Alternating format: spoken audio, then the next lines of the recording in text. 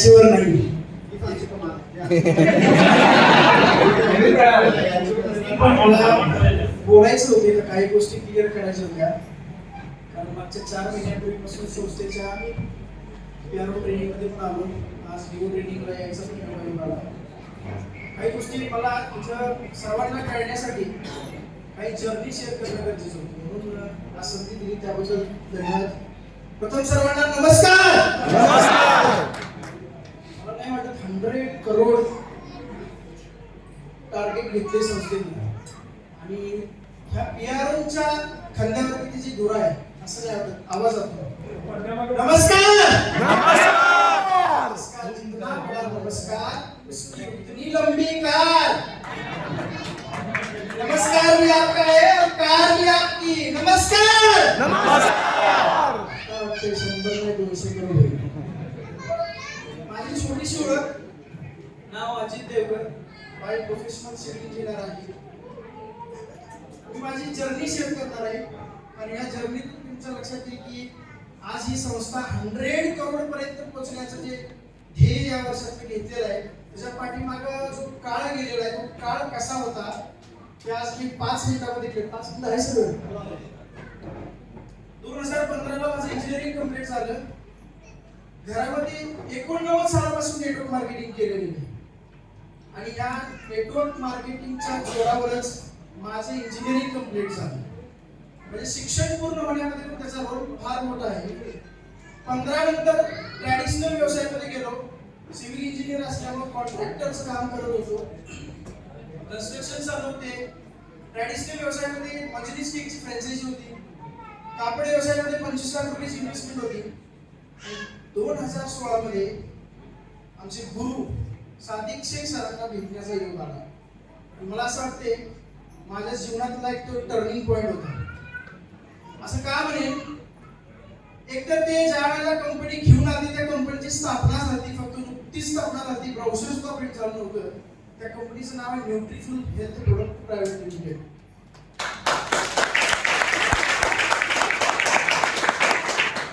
2016 मध्ये स्टार्टिंग मध्ये आम्ही सर्वजण होतो. त्यावेळेला पण मी या कंपनीमध्ये जॉईन होण्यापाठीमागचं रिझन सांगतो. कारण सरांना पहिल्यापासून वेगळं युनिक काहीतरी करायची सवय. आज पण युनिक आहे हे पण मी क्लिअर करणार आहे. आणि पहिल्यापासून युनिक करायची सवय आहे. कारण त्यावेळेला पण मी सरांनी सांगितलं सर आता 2014 पर्यंत जो काळ होता तो काळ होता इन्व्हेस्टमेंट सेक्टरचा आणि त्या सगळ्या कंपन्या बंद झाले आणि आता जो काळ चालू झाला आहे तो प्रोडक्ट बेस्ड सेक्टरचा आहे. पण प्रोडक्ट बेस्ड सगळ्या कंपन्या एकच काम करतात. घरोघरी जाऊन प्रोडक्ट विकतात. पण आपण ते करणार नाहीये. आमच्या कंपनीचा स्लोगनच आहे अगर अपन हमारे कंपनी में काम करना है ना प्रोडक्ट बेचो ना प्लान बेचो. बेचना है तो एंट्री पास बेचो. ये क्या म्हणता है?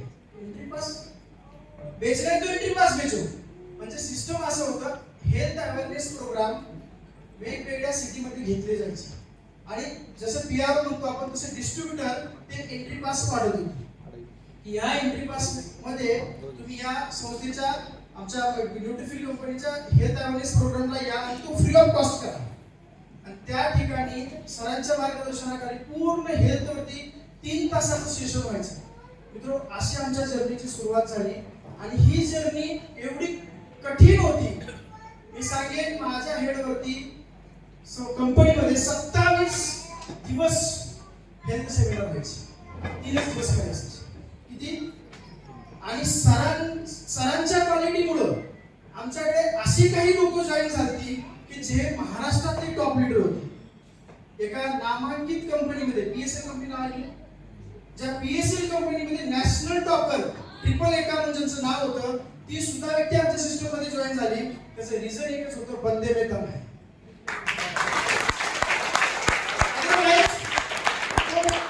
त्याच्या घरामध्ये जाऊन प्लॅन देण्याची कोणाची हिंमत नव्हती.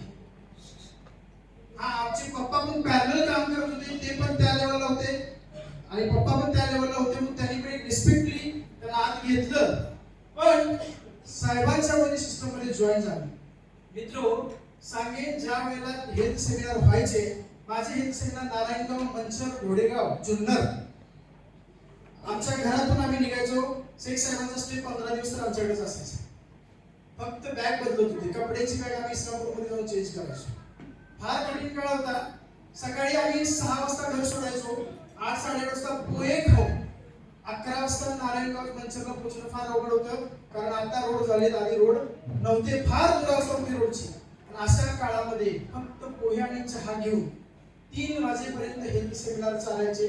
4 वाजता लोक अशीच, जसं आता मीटिंग झाल्यानंतर आपण सरांना घेऊन बसतो घेरा घालून, तशी लोक बसायची आणि मग त्या लोकांचे आजार समजून घ्यायचे, जसं डॉक्टर असल्यासारखे. 4 नंतर परत एकदा चहा घ्यायचा, संध्याकाळी 9 वाजता जेवण करायचं. असं रोज चालायचं, रोज. इतकं कष्ट केलं पण शेवटी आमच्या हातात अपयश आलं. त्याचं रिझन एक होतं, सेमिनार वाढले होते, काम वाढलं होतं, प्रोडक्ट जात होते, पण काम सरांना लोड झालं. कारण त्यावेळेला आमच्या हातात पण एवढा माईक नव्हता, कारण आम्ही जेव्हा जेव्हा गॅदरिंग असायचं तेव्हा आम्ही लास्ट कमर, आमचं नाव म्हणजे आम्ही बाहेर भागो. एवढं आमच्याकडे स्टेज डेअरिंग नव्हतं. हे नंतर गुरूंच्या आमच्या क्रिएट झालं. म्हणजे इथं काम थांबण्याचं कारणच एक होतं, ट्रेनरांचे कमी पडायला लागले. जे सरांच्या सेशन मध्ये रिझल्ट येत होता तो दुसऱ्या ट्रेनरच्या सेशन मध्ये रिझल्ट येत नव्हता. म्हणजे काय झालं, काम स्किल वरती आलं. एका व्यक्तीच्या स्किलमुळे रिझल्ट येत असेल तर कंपनी चालू शकत. सर म्हणले हे फार कुठेतरी चुकीच्या मार्गाने चाललंय आणि हे असंच जाऊन चालणार नाही. परत सरांनी नवीन निर्णय घेतला की आता आपण काहीतरी वेगळं करूया. कारण 27 दिवस सरांची तब्येत पण बिघडायला लागली. इन्कम सेट मीटिंग व्हायच्या, जसं आता आपण पेअर मीटिंग घेतोय तसं डेलीची इन्कम सेट मीटिंग व्हायची. ते इन्कम सेट मध्ये लोकांचा इन्कम सेट करून घेतला जायचा. म्हणजे काय, हे सगळं फक्त आणि फक्त शेख सरांच्या मुळे चालू होतं आणि हे आम्हाला पण कळत होतं. आणि आम्ही क्लिअरली सांगायचो, दुसरा ट्रेनर आणत असाल तर होणार नाही, तुम्ही असाल तरच ते सेशन घेऊया. डिमांड वाढली, 10-12 जिल्ह्यामध्ये काम चालू होतं, मॅक्सिमम काम माझं होतं आणि परत हेच प्रॉब्लेम फेस करायला लागले. शेवटी काय झालं, जी लोक संस्थेच्या बरोबर सुरुवातीला वरती होती, कंपनी बरोबर ती, ते काही कुरवडे करायला चालू झाले. शेवटी आम्ही ठरवलं की आता काहीतरी थांबलं पाहिजे. आमच्यातला किडा काय होता, प्रोडक्ट बेस मध्ये काय झालं काय ते दुसरं करून बघूया. XYZ व्यक्तीने आम्हाला क्रिप्टो मध्ये घेऊन गेलो. माहिती आहे काय लोकांना? माहित असेल, कॉइन मध्ये घेऊन गेलो. कॉइन मध्ये घेऊन गेल्यानंतर तिथला पण एक छोटासा अनुभव शेअर करणार आहे. ह्याच कालावधीमध्ये मी एवढा डिप्रेशन मध्ये गेलो कारण माझे दोन्ही व्यवसाय बंद झाले. कारण माझ्या ठिकाणी मॉन्जिनिस्टिकची फ्रँचायझी चालत नव्हती आणि कापड व्यवसायामध्ये पार्टनरने जागा दिली. हा एक अनुभव सांगायचा म्हणून सांगतोय. कारण त्यावेळेला झालं काय की त्या बेसमध्ये 25 लाख रुपयाला आम्हाला त्या पार्टनरने दगा दिला. पैसे गेलेलं दुःख नव्हतं, तो आमच्या वडिलांना उलट बोलल्याचं फार मोठं दुःख होतं. साहेबांना म्हणून घेऊन टपकून त्याची विकेट पाडतो म्हणलं. म्हणजे काय, आम्ही ह्या मूडमध्ये गेलतो. दोघा भावापैकी एकानं कोणतरी ठरवा ह्याचा विकेट कुणी पाडायचे, त्याला जाऊन बसा, कारण वडिलांना हे उलट बोललेलं आपल्याला चालणार नाही. शेख साहेब अशी व्यक्ती होती ज्यांनी सांगितलं, समजवलं, एक घरचा व्यक्ती म्हणून समजवलं, सिर्फ सलामत पगडी 50, असं कुठलंही काम करू नका की ज्याच्यामुळे परत घर रस्त्यावर येईल. नाहीतर बाकीचे उपसोयच होते, हाय ठोकून टाक. पण एक व्यक्ती म्हणजे काय की फक्त चेअरमन म्हणून नाही, एक माणूस म्हणून, एक घरातला व्यक्ती म्हणून प्रत्येक ठिकाणी मला त्यांनी सगळ्या गोष्टी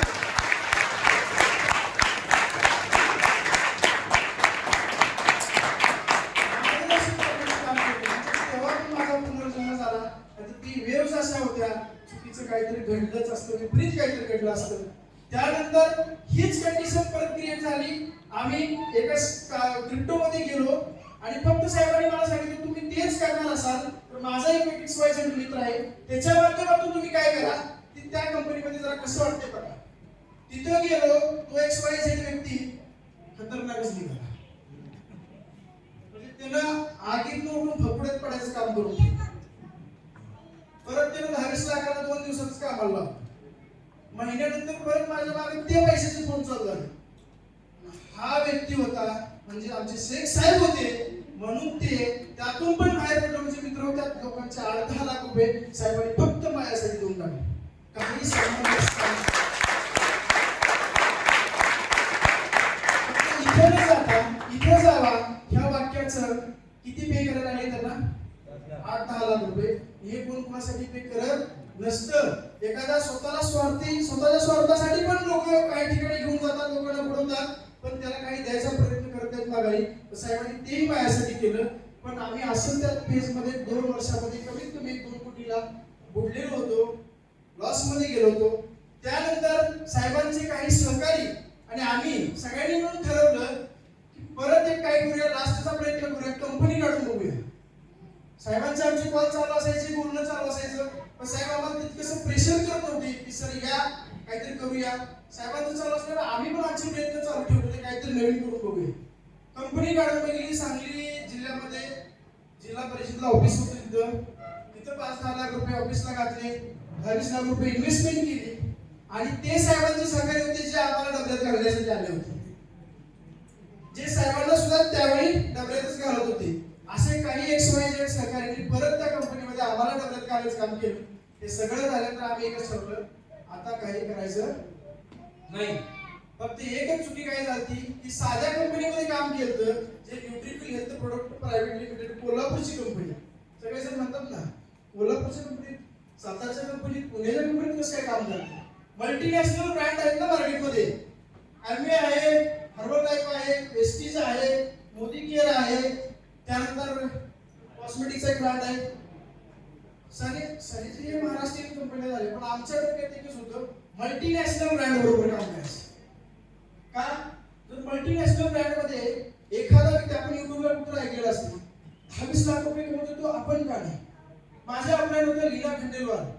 हे सगळं ओपनली बोलतोय, घाबरायची काही गरज नाही. रेकॉर्डिंग असू दे काही असो, कारण आम्ही जिथे जायचं ठोकटी काम केले. लीना खंडेलवाल एक महिन्याला 7 ते 8 लाख रुपये कमवते. अजित तेरे में क्या नकम है, तू तो पूरा सीखा हुआ है, घर में इतने साल का एक्सपीरियंस है, क्यों नहीं कर सकता. पुन्हा आम्ही वेस्टेज मध्ये जायचं ठरवलं. माझी एंटायर टीम, कंपनी 2.25 लाख रुपये खर्च करून 27 लोक घेऊन हेड ऑफिस दाखवण्यासाठी मी दिल्लीला गेलो. किती? 27 टॉप लीडर, स्वतःच्या खर्चाने कंपनी दाखवून आली. हेड ऑफिस दाखवून लोक मजा करून आली. त्यातले पहिल्याचे 17 तर आधीच गायब झाले, परत गावलेच नाहीत. म्हणजे कंपनी बंद झाली, 10 लोक बरोबर असतील धरून चला, आणि लॉकडाऊन झालं. लॉकडाऊन मध्ये परत ही जर्नी चालू झाली. मित्र, आता फक्त फरक सांगणार आहे की ह्या ठिकाणी काय प्रॉब्लेम झाला, की ज्याच्यामध्ये मार्केटमध्ये आणि आपल्या समर सोशल फाउंडेशन मध्ये काय फरक आहे. मित्र, त्या कामाची सुरुवात ज्यावेळी झाली, जसं नेटवर्क मार्केटिंग मध्ये शिकवलं जातं 4 बेसिक. पहिलं काय आहे? पहिलं बेसिक काय आहे? Contact listing. दुसरं बेसिक काय आहे? इन्व्हिटेशन. काय आणलेल्या लिस्टिंगला फोन करा, त्याचा वेळ घ्या. वेळ घ्या म्हणजे काय? सरांना फोन करणार मी, हे थोडंसं 2 मिनिट एक्स्ट्रा घेतोय, पण फार महत्वाचे असं मला वाटतंय. तर तुम्हाला जाणवेल आपल्या कामामध्ये किती इझी आहे आणि जे मार्केटमध्ये लोक करतात ते किती टफ आहे. माझे सहकारी मित्र पण इथे 4 मुलं सर्व आहेत, ज्याची नॅस्मिजला 10,000 लोकांची 12,000 नॅस्मिजला सरासरी जोरदार कळा. 13 वर्षाची हिस्ट्री आहे नेटवर्क मार्केटिंग मध्ये. 10,000 लोकांची टीम नॅस्मिज सारख्या कंपनीमध्ये, मल्टीनॅशनल ब्रँड. कोणाचा वेळेचं टॉप लीडर कोणते? सोनू शर्मा सर. त्यानंतर वेस्टेज मध्ये 7,000 लोकांची टीम. आम्ही समदुःखी आहोत, म्हणून हे सांगतोय की हे सगळं करत असताना 4 बेसिक मधलं पहिले contact listing, invitation, show the brand आणि फॉलोअप. हे 4 वाक्य तुम्हाला वाटताय छोटी आहेत, ह्यात किती स्ट्रगल आहे माहिती आहे का? ह्या एका लीडरकडे जायचं, त्या घरी बसायचं, त्याची लिस्ट काढायची, त्याला म्हणतात कॉन्टॅक्ट लिस्टिंग. त्याला फोन करायला लावायचे 100 लोकांपैकी 20 लोकांना, किंवा सगळ्यांना फोन करा. फोन केल्यानंतर तो वेळ घेतो त्याचा. काय वेळ घेतो? मी देवकसं तुमच्या घरी येणार आहे, तुम्ही थोडासा वेळ द्या. त्यातल्या 10 लोकांची वेळ घेतल्या की दिवसभर त्या 10 लोकांच्या घरी सकाळी 7 वाजल्यापासून संध्याकाळी 10 वाजेपर्यंत प्लॅन करायचं. त्याला म्हणतात शोध लावणं. आणि एवढं सगळं केल्यानंतर पण येणारा रिझल्ट जो असतो ना, तो अगदी 10-20 हजार रुपयाच्या प्रोडक्टचा, म्हणजे 10-20 हजार रुपयाचे प्रोडक्ट सेल होतात. आणि याच्यानंतर घ्यायचा तो म्हणजे फॉलोअप. हे 4 बेसिक केल्यानंतर हे काम होतं नेटवर्क मार्केटिंग मध्ये. आणि यानंतर एका राईट कंपनीमध्ये जात असताना 3 गोष्टी महत्त्वाच्या असतात. पहिला पी म्हणजे प्रोफाईल, दुसरा पी म्हणजे प्रोडक्ट, आणि तिसरा पी म्हणजे प्लॅन. प्रोफाईल कंपनीत चांगलं होतं, प्रोडक्ट पण खूप चांगले होते, कारण मला नावं ठेवायचे नाहीत. त्या कंपनीमध्ये 4 वर्षाची जर्नी आहे, निश्चित प्रोडक्ट चांगले होते. पहिला विषय प्लॅन. कुठे तर लिहून दोन अडक देत होता म्हणजे प्लॅन. आता प्लॅन मध्ये 2 मिनिटं काय गोष्टी का क्लिअर करी त्या प्लॅन मध्ये म्हणजे तुम्हाला फरक कळेल. एखाद्या व्यक्तीने 1900 पीव्हीचा बिझनेस दिला म्हणजे इन द सेन्स 57,000 रुपयाचा बिझनेस दिला. किती? आणि त्याच्या काही प्रॉब्लेममुळे त्याला शेवटच्या आठवड्यामध्ये ते कव्हर नाही करता आलं वरच्या 200 पीव्ही 2100 पीव्ही पर्यंत जायसाठी. तर त्या 200 पीव्ही साठी त्याचा चेक 0 आहे. किती? 0. आणि तुम्ही जर आता या सिस्टम मध्ये 50,000 रुपयाचे प्रोडक्ट परचेस केले तर इन्कम किती येतो? 20,000. किती? 20,000. तुम्ही विचार करा एखादा व्यक्ती 57,000 रुपयाचा बिझनेस देतोय पण काही कारणामुळे 5-7,000च्या बिझनेसला कमी पडतोय, कोण 50 देते, कोण 45 देते. अशा लोकांना मल्टीनॅशनल ब्रँड मध्ये 0 रुपये इन्कम येतो. हा सगळ्या टॉप 10 कंपनीचे प्लॅन आहेत. कारण सगळ्या कंपनीचे प्लॅन पूर्णपणे अभ्यास करणारा व्यक्ती मी होतो. मला सांगायचं काय आहे की लोकांची किती पिळवणूक होते आणि एवढं सगळं करून दिवसभर लोकांना डेमो दाखवून प्रोडक्ट विकून 2 व्हीलरवरती फिरून शेतावरती जाऊन बांधावरती जाऊन एखाद्या वजन उचलून द्यायचं करायचं का हे प्रोडक्ट घेणार ऍग्रीचे प्रोडक्ट विकताना एवढं कष्ट करून लोकांना. आणि तुम्ही म्हणाले की 2,000 पीव्ही पूर्ण केल्या म्हणजे 60-65 हजाराचा बिझनेस दिल्यानंतर इन्कम किती येतो? 3,500. म्हणजे क्वालिफाय केल्यावर इन्कम किती येतो? 3,500. आणि त्याच्यामध्ये अजून 600 पीव्हीचा एक्स्ट्रा बिझनेस दिला म्हणजे 2600 ते 2700 म्हणजे लगभग 70 ते 80 हजाराचा. तर त्याला कंपनी एक्स्ट्रा इन्सेंटिव्ह द्यायची आणि ती एक्स्ट्रा इन्सेंटिव्ह दिला त्याचा चेक यायला 7,000 म्हणजे 3.5चा किती व्हायचं? डबल. 80-90 हजार बिझनेस दिल्यानंतर इन्कम 7,000 यायचा. तुम्ही इमॅजिन करा मित्र हो. इथं जेवढे पीआर आहेत ना त्यांना डायरेक्ट ऑपॉर्च्युनिटी दिली की डायरेक्ट जर तुम्ही 50 प्रोडक्ट बाईंग करत असाल तर मार्जिन किती सर? 600 रुपये पर प्रोडक्ट. म्हणजे सर इथं एवढी मोठी संधी आहे की ज्या डिफरंट अदर प्लॅन मध्ये आणि इथं आणि हे सगळं असताना ज्यावेळेला साहेब मला सांगायला आले की सर हे असं आमचं चालू आहे पण आम्ही त्यावेळेला एवढ्या मूडमध्ये गेलो की आम्ही पूर्णपणे ठरवतो आता काही करायचं प्लीज कंपनी करायची नाही.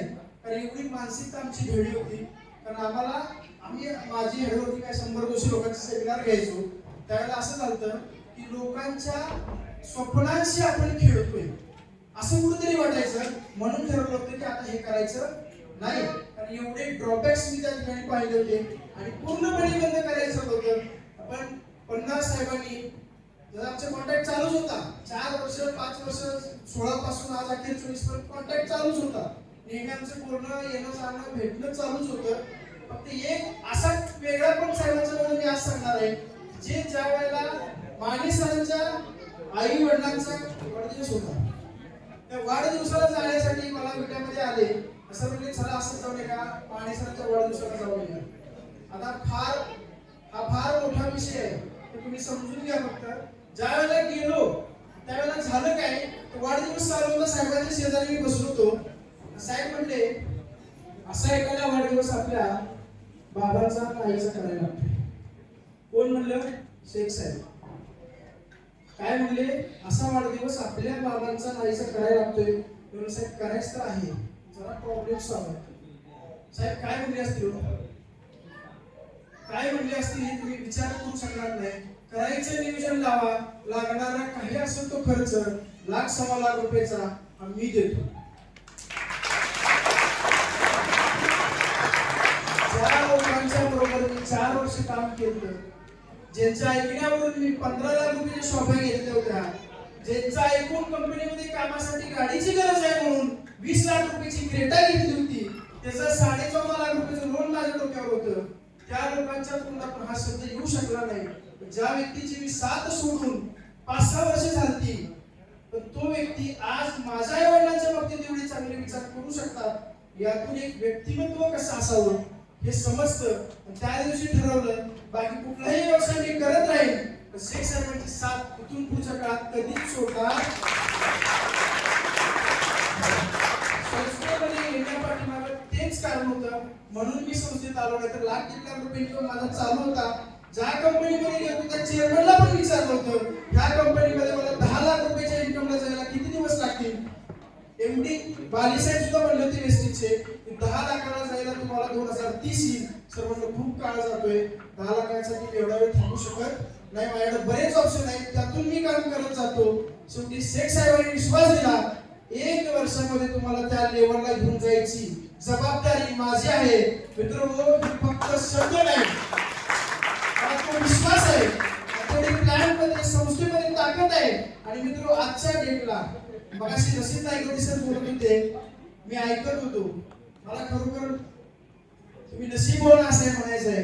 कारण सर काय म्हणत होते माहितीये का सर, एकच गोष्ट म्हणले, शाळेचा माझा काही संबंध नाही, नेटवर्क मार्केटिंग मध्ये स्वतःची लायकी सिद्ध केल्याशिवाय 1ही रुपया मिळत नाही. आज संस्थेमध्ये, आपल्या संस्थेमध्ये लोक तुम्ही बघताय किती इझिली पैसे कमवत आहेत. सर एकच गोष्ट सांगतात, घरामध्ये पायावरती पाय टाकून आमचे लोक काय करतायत, पैसे कमवत आहेत. आणि एका बाजूला लोक दिवस रात्र कष्ट करून, उन्हात पळून, पावसात भिजून काम करतायत, पण पैसे मिळायला तयार नाहीत. हा फरक आहे मित्र, याची जाणीव आपल्या सर्वांना असायला पाहिजे. संस्थेला 100 कोटीच्या टर्नओव्हर पर्यंत घेऊन जाण्याची जबाबदारी तुम्हाला सर्वांची आहे, असं आशा व्यक्त करतो. सरांसाठी 2 लाईन तो बनते, इरशाद तो हो, सही है ना? के लिए 2 लाइन तो बनते हैं. निशाने पे उतर जाए उसे तीर कहते हैं, निशाने पे उतर जाए उसे तीर कहते हैं, नजरों में उतरी जाए उसे तस्वीर कहते हैं, नजरों में उतर जाए उसे तस्वीर कहते हैं. शेख साहब, आप जैसे गुरुवर हमें मिले उसे तकदीर कहते हैं.